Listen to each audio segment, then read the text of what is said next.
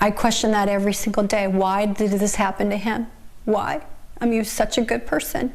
Over Christina Solano's shoulder is the proud memory of her little brother, fallen LA County Sheriff's Deputy Joseph Gilbert Solano, a hard-working family man who had the job he'd always dreamed of.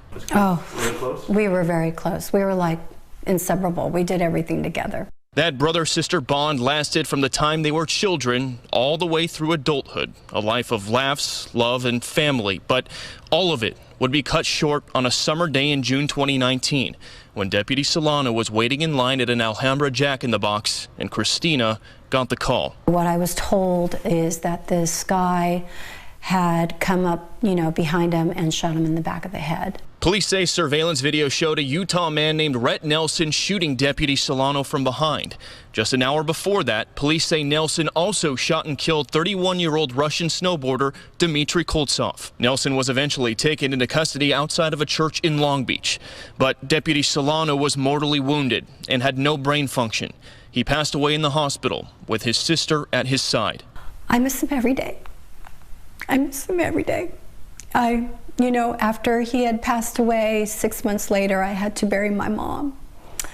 And so I lost a dad, I lost a brother, and I lost my mom all in 1 year.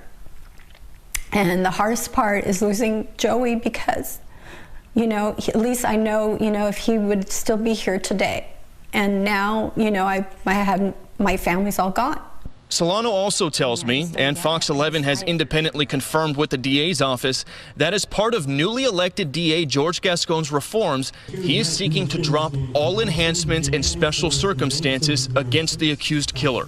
Specifically, his office is seeking dismissal of special circumstances of multiple murders and gun enhancements, charges that could put Nelson away for life if he's convicted. But if a judge signs off on dismissing these special charges, life without parole will be off the table, and Nelson could spend significantly less time in prison.